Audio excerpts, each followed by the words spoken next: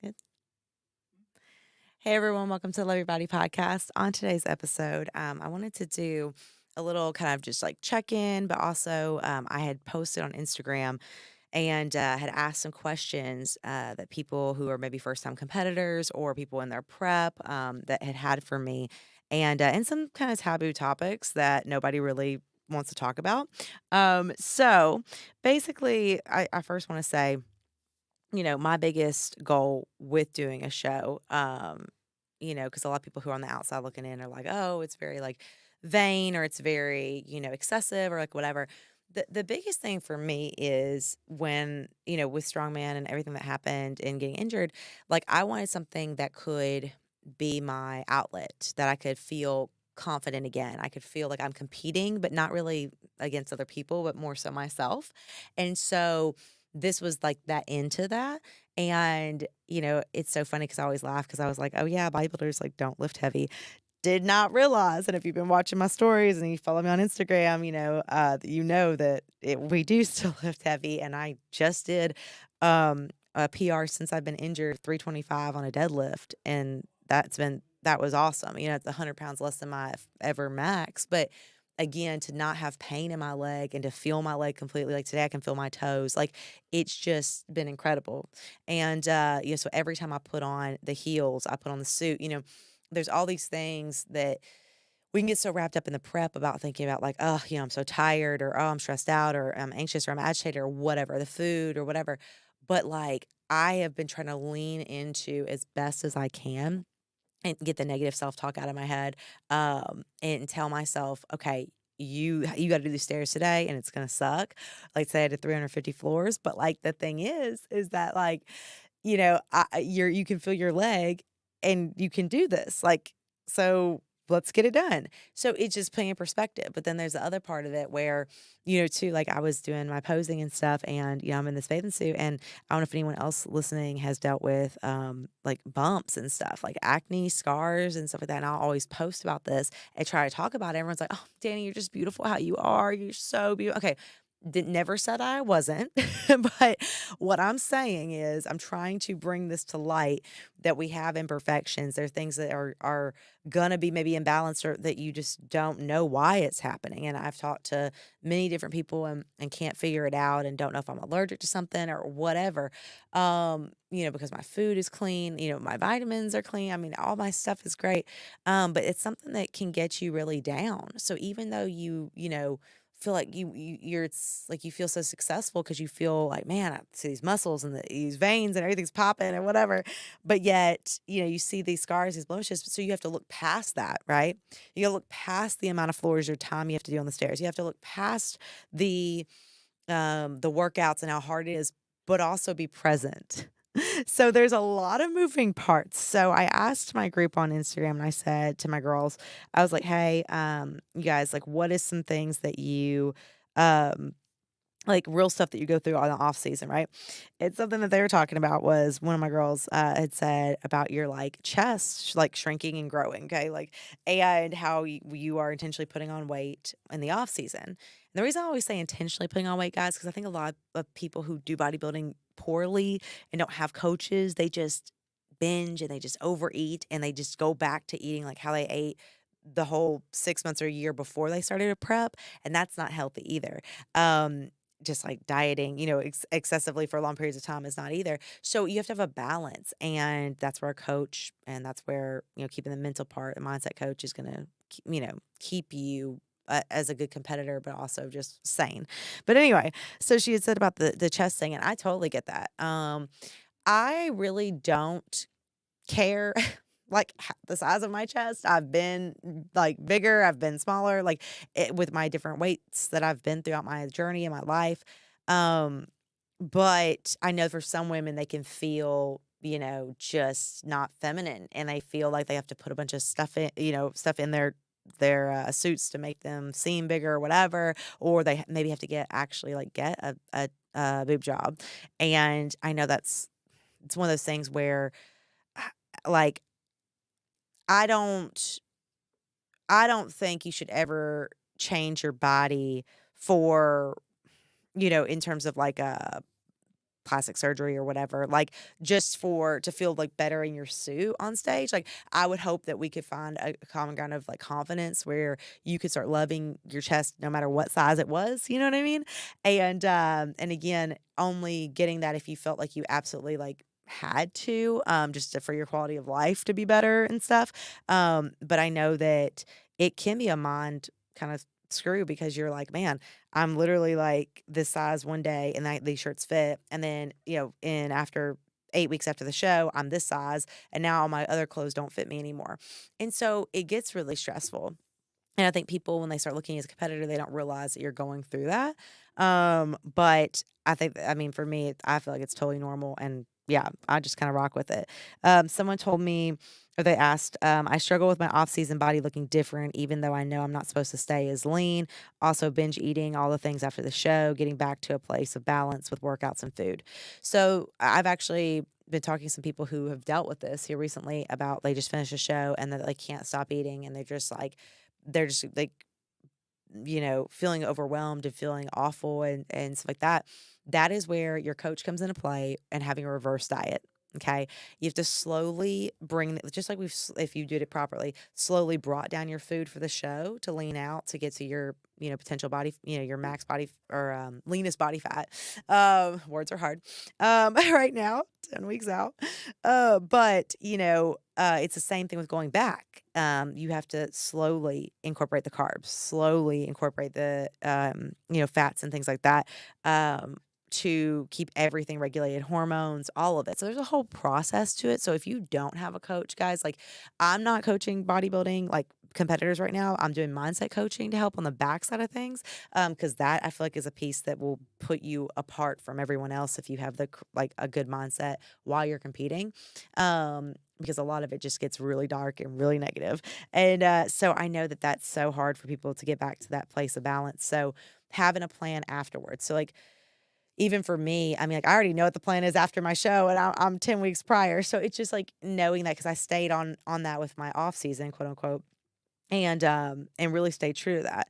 So, the thing is too, like, we all, I think as competitors, you wanna stay lean and you love that look and, people value you more, it seems like in real life, and people treat you differently, and that's happened to me, and, like, people are suddenly opening doors for you and asking, "Can I pick this up for you? And can I do whatever?" And it's really kinda hurtful sometimes, but the biggest point in that is to say that, like, it is, things do seem a little bit easier. You just throw clothes on and don't have to worry about, oh, are they going to be a little bit too tight because you're in your, intentional weight gaining season trying to put on muscle, and so it can get uncomfortable or your breathing gets heavier. And so there's so much that goes into that off season, but it's so necessary. And I didn't realize that while I was going through it, truthfully.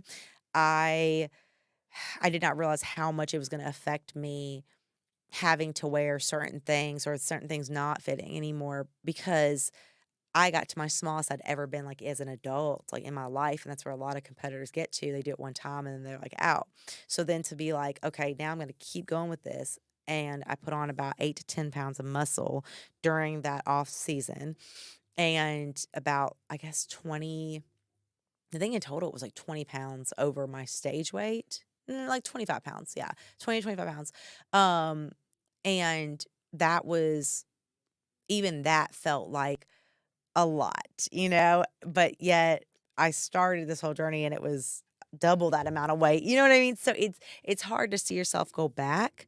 And if anyone's gone through a weight loss journey in general, it's hard to go back when when you've put on weight or lost weight or pregnant, not pregnant, whatever.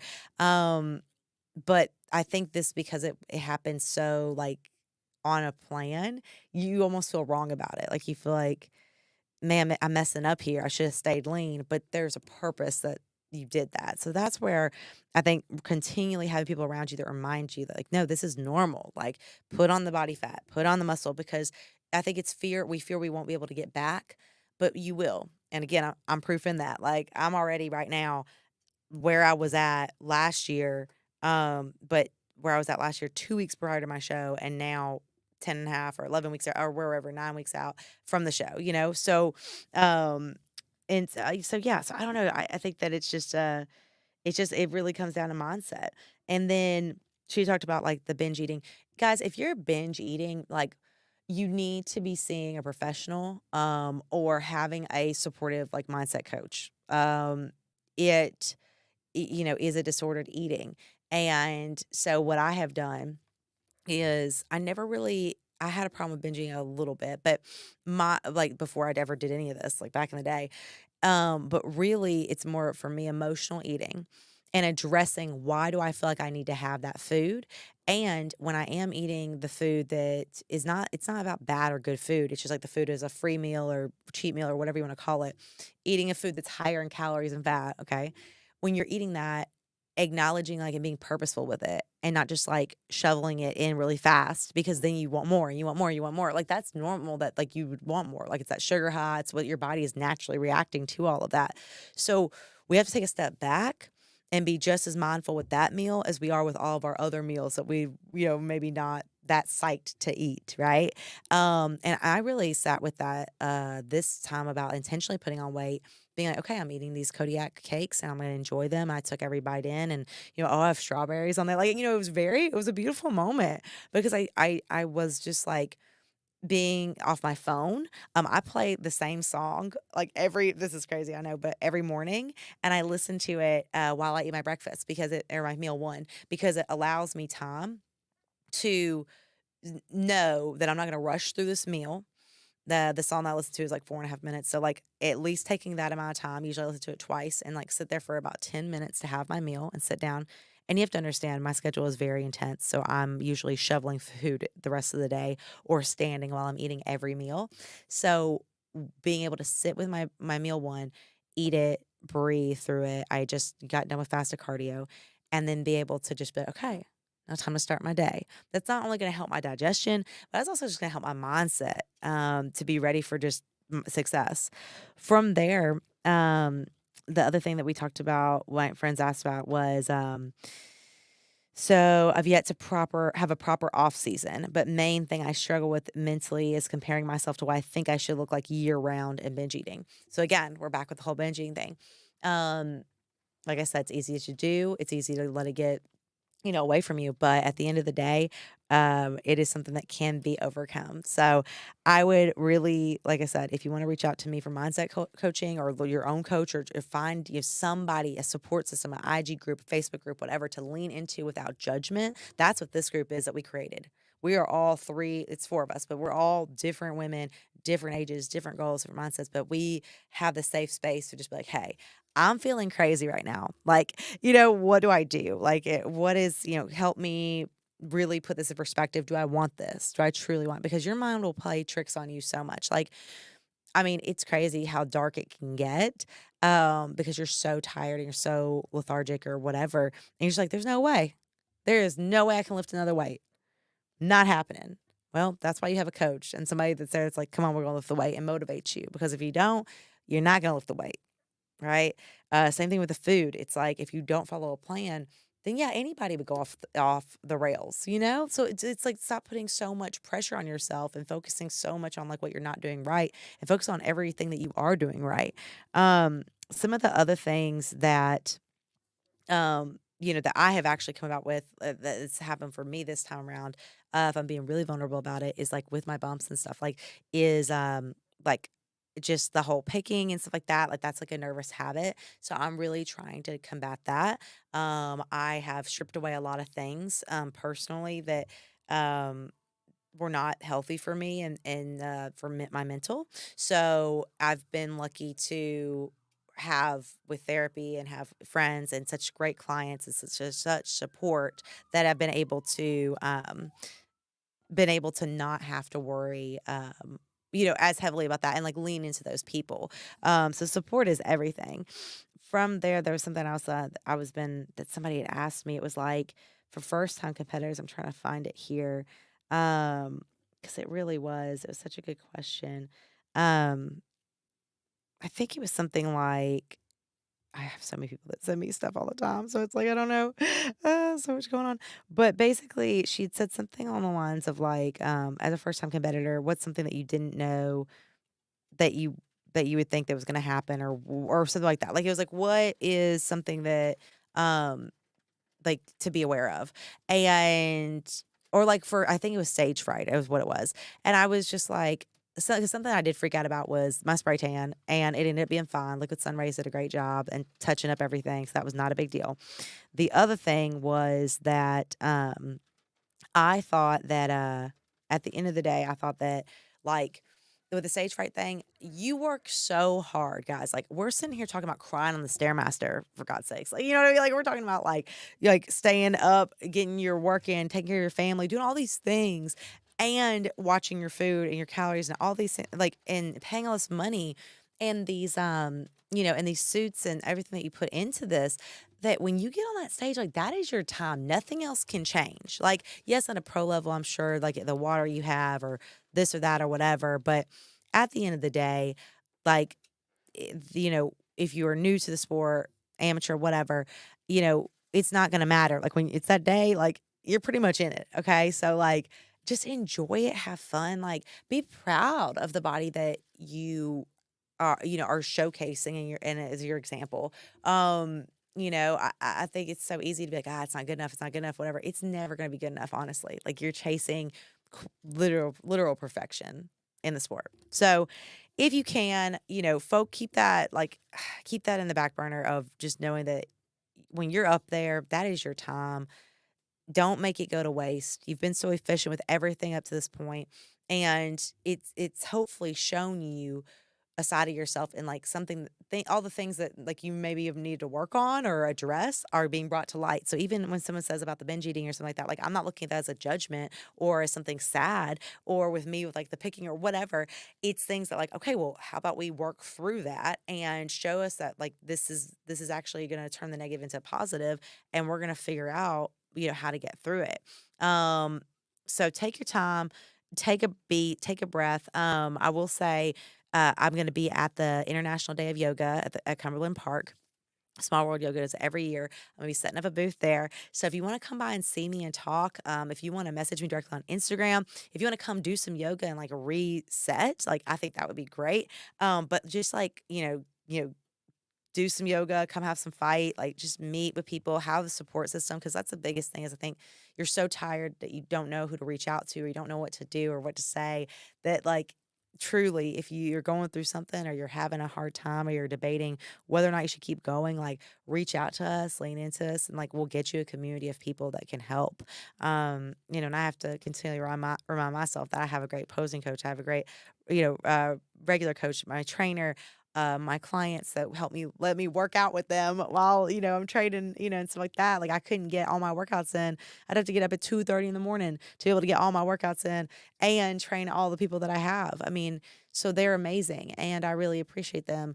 But also like Crane Fitness, Core and Health Solutions, like all of them, like sending the sponsored equipment for my gym, so that way I can like again be more efficient, virtual train clients, work out, like get right back to it, eat my meals, like just I love the spot that I'm in, and I would not have been able to create that routine and regimen if it weren't for the amazing people that have reached out, that have supported, that believe in this mission, that you can love yourself throughout the journey. Like right now, I'll be honest with you, like I'm very uncomfortable. Like my bumps and stuff, like they hurt. They're not like they're not fun, guys. And so again, it's just something that like it's but again, I'm appreciating that like I can just throw on an outfit and be like, dang, like, I feel sexy, I can feel strong, but also going through that. So it doesn't have to be one or the other.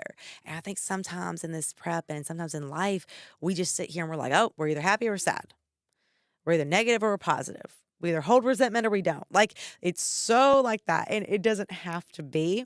There are in betweens. And so there are spaces that you can be like that. That's why I never try to look at it like, oh, that was a bad day. Like there might have been bad things that happened, but it wasn't a full on bad day.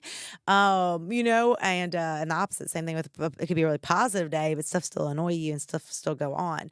So when you look at me or another competitor, or you're like, man, I'm kind of interested in the sport, or maybe maybe you're not at all, and you're just like, Danny, I just want to love myself throughout, whatever it is. But like when you look at us, like know that we genuinely are fighting for what we want, and it's a special time, it's a special moment, and I'm very honored to be doing it and excited, but it does push you to the brink and it does push you to the point where you're like, I don't know how far I can go, but I'm excited to find out. So keep listening to the podcast to find out how it goes. And, if you get a chance, like, please DM me on Instagram, DaniDFitness1. You can check out my Instagram and my website, DaniDFitness.com. If you're more interested in doing any mindset coaching, like I said, I've been doing food accountability coaching as well. I'm not a registered dietitian, but I am helping people with that, just to clean up their diets and help them feel successful and strong. And if you're one of my newer clients, I'm so excited to have you. And if you're an ambassador, if you're someone that has helped out at a Dandy Fitness event or an event that we are going and sponsoring, like the International Day of Yoga, thank you. And I'm just so grateful because, again, I get to the point where at this prep, I'm so tired and it can feel so lonely. But if I really sit back and look at it, I am much more supported this year than I was the first year. And even when people ask me, like, if you're tired or exhausted, it's like, yes, but I'm still grateful. I'm still excited. I'm still, all the positives that come with it too. Um, so yeah, I'm ready to keep it going, obviously, and everything. But we're coming up on it, guys. So stay tuned. And if you want to know more information about the actual show, I'll post the links and stuff like that. But I'm sponsoring the Nashville Fit Show. It's an all-female show. It's gonna be really cool. Competitors from all over coming to that, and that's August 19th. The week before is the Tennessee State Show, and that's in Chattanooga, and that's August 12th. So I'll be at both of those. And yes, if you want to come out, if you're interested in sponsoring, if you're interested in sponsoring the podcast, any of these things, guys, just feel free to reach out to me, and we'll get it set up. So until next time.